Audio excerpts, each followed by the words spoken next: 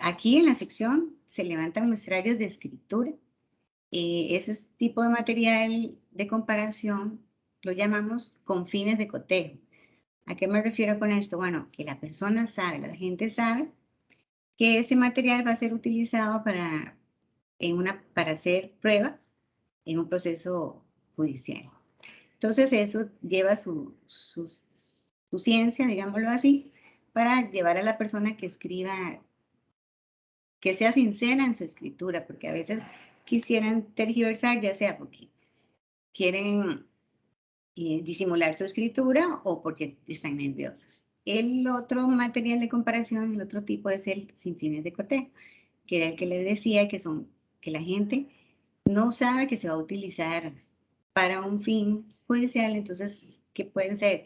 El expediente cedular del registro civil, solicitudes de apertura de cuentas en bancos, agendas personales, solicitudes de empleo, etc. La autoridad necesita recautar ese tipo de material de la persona que están investigando, y eso nos lo hacen llegar a nosotros para contar con el material apropiado para hacer nuestros análisis. También analizamos el documento como tal, la documentología. ¿Qué analizamos en el documento? Bueno, lo que determinamos es falsedad o alteraciones. ¿Qué buscamos? También necesitamos materiales de comparación, ¿verdad? Donde las instituciones que están dedicadas, digamos, a distribuir este tipo de documentos, por ejemplo, de identificación, como cédulas de identidad, carnets, licencias, pasaportes. Ellos nos brindan a nosotros material de comparación para que donde se determinamos qué sistemas de impresión se usó o usan ellos, qué sistemas de seguridad también, ¿verdad? Que muchos de ellos se impregnan en el soporte desde el momento en que se fabrica el material, el soporte, el papel. Acá entonces nosotros comparamos, ¿verdad? Los especímenes que tenemos para poder realizar nuestras pericias con lo que nos están dando para analizar, para ver si realmente fue falsificado o no, o si fue alterado. Entre las alteraciones pueden ser agregados, borraduras, lavado químico, sobreescritura, o que a un documento como tal se le escriba algo más, ¿verdad? Entonces, agregados. Ese tipo de análisis son los que realizamos acá. Vemos también calcos, a veces que se calcan algunas firmas para ponerla en un determinado documento y realizar un fraude. Nosotros también levantamos aquí muestrarios de sellos. Por ejemplo, para ver si una impresión de tinta que queda con el sello fue realizado por el sello de tal institución. Entonces, ahí necesitamos que la institución nos proporcione el sello para hacer nosotros nuestro levantamiento de muestrarios de sello. Trabajamos, entre los objetivos principales de nuestra sección, dar resultados de calidad y objetivos. Por lo tanto, nos apegamos a los criterios establecidos por la Unidad de Gestión de Calidad del Departamento de Ciencias Forenses. Estamos regidos por la norma ISO 17020. Nuestros peritos cuentan con competencia para realizar las pericias, para mantener esa competencia. Nosotros realizamos pruebas interlaboratoriales y intralaboratoriales e interlaboratoriales. Y además se les está dando capacitación constante. Trabajamos con protocolos de operación normados que ustedes los pueden encontrar en la página del Poder Judicial, específicamente en la del OIJ, el Departamento de Ciencias Forenses. Ahí están todos nuestros procedimientos de operación normados, los cuales son validados y cualquier duda que tengan al respecto nos pueden consultar. También nuestros análisis, antes digamos, a nosotros, como les decía, la autoridad judicial es la que solicita hacer un determinado análisis o una pericia, y nosotros ese resultado lo damos por medio de un dictamen. Esos dictámenes pasan también por un proceso de calidad, son revisados se llama revisión por pares, que otro compañero que no tiene nada que ver con el análisis realizado lo revisa para verle si le da el visto bueno, luego pasa por otro filtro que es la jefatura de sección y luego refrendado por el jefe del departamento. Estos dictámenes son de gran ayuda para los procesos judiciales. Muchos de los casos se han resuelto gracias a nuestros dictámenes.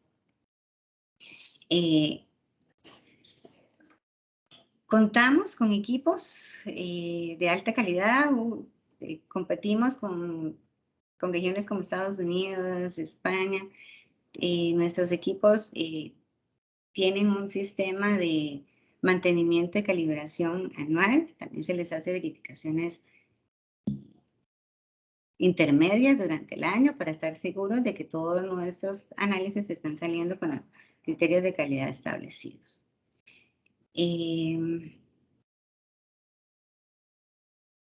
No sé si gusta, doña Nuria, pasamos al periodo de consultas o quiere exponer algo más. Está bien. Compañeros, los que tengan consultas pueden levantar la manita y les voy dando la palabra.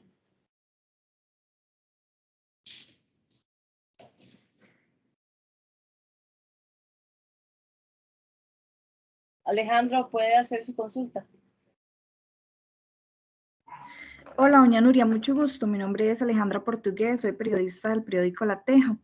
Doña Nuria, para comprender un poquito mejor, si a mí me están investigando y yo tengo pues escrituras o tengo en un diario lo que escribí en el diario lo que planeaba, para poder comparar si de verdad yo hice esas escrituras, pero no hay otro documento para poder compararlo, es ahí donde ustedes acuden a otras instituciones estatales para poder empezar ese tipo de análisis. Es así. Y otra consulta, durante su tiempo en esta sección, si hay algún caso que usted recuerde que ya pues se haya judicializado, que haya sido muy importante para esta sección y que el caso se haya llevado penalmente. Tal vez si nos cuenta sobre algún caso que la haya marcado. Gracias. Con gusto, mucho gusto.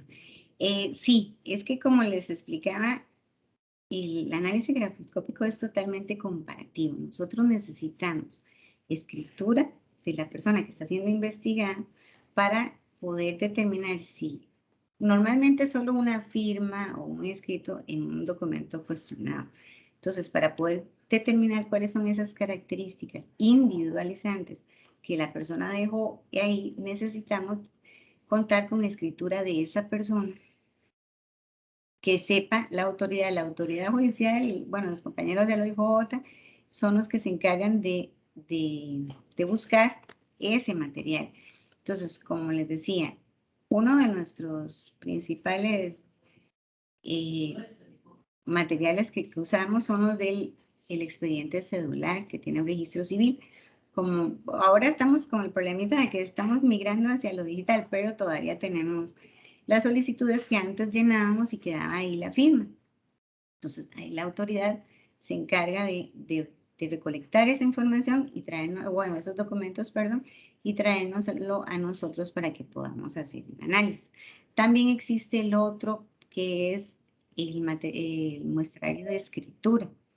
Eso lo levantamos acá o también se les da instrucciones a las diferentes sedes del OIJ para que si ellos las levanten, que ahí ponemos a la persona que está siendo investigada o al ofendido en caso, puede ser imputado o ofendido, a realizar un muestrario de escritura para ver y encontrar en esa escritura que él va dejando ahí hoy las características para poder comparar con ese material cuestionado. Bueno, y en cuanto al caso, recuerdo uno muy importante que era un femicidio y se quiso dar a entender que la persona, que la fémina se había suicidado. Entonces se encuentra en la cama, donde ella está fallecida, una carta donde explica por qué se mató. Resulta que fue muy interesante porque después de analizar, sí fue ella la que escribió la carta, pero pudimos determinar que fue bajo presión. O sea, el análisis en sí fue bastante interesante porque ella la estaban forzando a escribir eso. Entonces, con ese análisis que hicieron los compañeros, pudieron determinar que sí fue ella, pero que no en su estado normal, que estaba muy, muy alterada, era que estaba siendo forzada. Y al final descubrieron que sí, que fue un homicidio. No sé si le contesto sus preguntas o hay algo más. Sí, muchas gracias. Vamos. Sí, Alejandro Meléndez de Monumental, aquí escribe en el chat porque parece que no tiene micrófono, dice, buenos días, quisieron datos recientes sobre informes e investigaciones.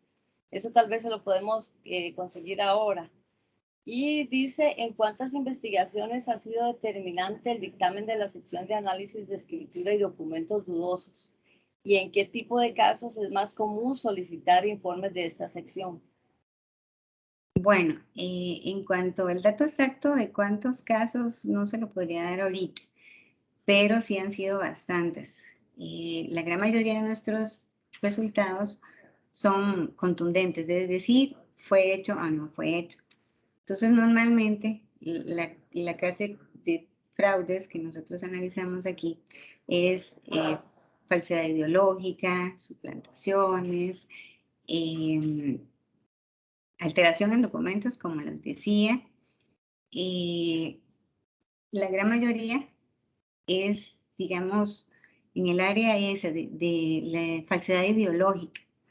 Entonces, analizamos mucho traspaso, por ejemplo, de propiedades, donde mucho se analiza, se determina que tal vez las personas fueron obligadas en sí, sobre todo cuando son personas adultos mayores, que se cuestiona si una herencia tal, él firmó o no firmó, y en muchos casos hemos brindado ayuda a la autoridad para demostrar si en realidad lo firmó o no lo firmó. Y los casos de documentos son muchos. Las alteraciones, las falsificaciones en documentos como el RITEVE, como les decía, todo lo que son cédulas de identidad, licencias, permisos para trabajo, cédulas de residencia.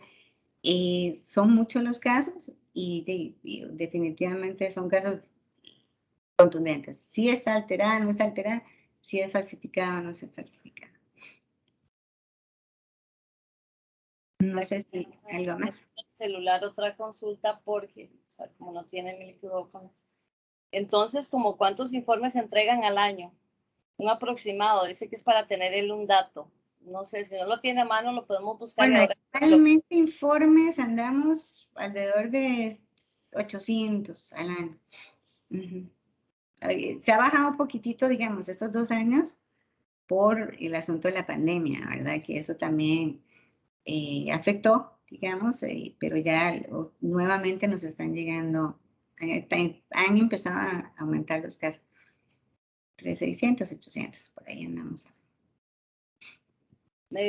Vamos a ver, Alejandro, ¿ya terminaste con sus consultas? Sí, entonces vamos a ver qué dice Joel en el chat.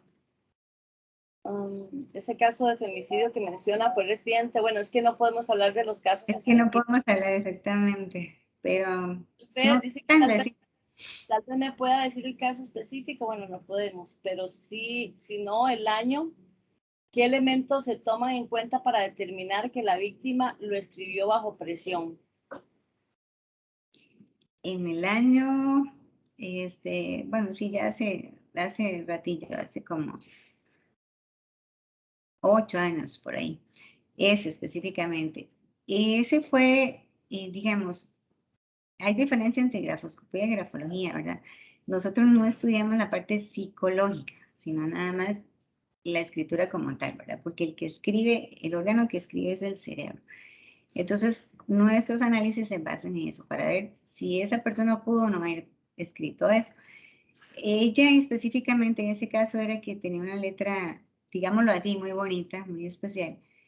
Y a pesar de que no estudiamos esas partes psicológicas, la forma en que ella, digamos, hacía muchas detenciones, la letra grande, temblaba, y con la ayuda de los médicos, ¿verdad? De la parte de ciencias médicas, y el análisis de acá, donde pudimos ver que sí fue ella, porque sí dejaba, a pesar de toda la situación, dejaba sus características propias, pero el estado de temor que ella tenía, el estado anímico, la hacía escribir diferente. Entonces, por ahí fue donde pudimos determinar. Y hay otros recientes, lo que pasa es que no les puedo decir, hablar mucho del caso como tal, pero sí, también aquí hacemos análisis de escritura pesada o indentada. ¿Qué es eso? Digamos, que cuando uno escribe en una hoja, y los surcos que quedan se pueden pasar a la segunda, tercera o más hojas para abajo. Entonces tenemos un aparato para revelar esa escritura. Eso también nos ha servido para ayudar en cartas de amenaza, por ejemplo. Entonces, tenemos ahí algunos casos recientes, pero todavía no se han resuelto del todo, pero ese es otro de los servicios que nosotros damos. ¿Alguien más Sí. tiene consultas? Sí, Nita, perdón, sí. Doña Nuria, ¿cuánto tiempo se lleva ustedes como analistas para poder determinar si esa persona escribió o no lo que ustedes están analizando? ¿Es muy rápido o es de meses? ¿Verdad? ¿Cuánto tiempo se pueden llevar? Sí, digamos, ya hemos establecido tiempos. Por ejemplo, cuando es solamente una firma o manuscrito, el cuestionado, y contamos con material de comparación, se puede hacer un análisis de alrededor de 8 o 10 horas por firma, digamos así. Cuando se nos complican los casos, es que llegan casos de toda la naturaleza, y cuando son muchas las firmas cuestionadas, diferentes personas, las que están involucradas, entonces firmas de diferentes personas. Tenemos un caso grandes de fraudes que son unos talonarios de recibos, que son 28 talonarios con 50 firmas de una persona y 50 de otra. Entonces ahí sí, en los casos se nos va mucho el tiempo, pero en realidad, era lo que digo, de 8 a 10 horas cuando es solo un manuscrito del cuestionario.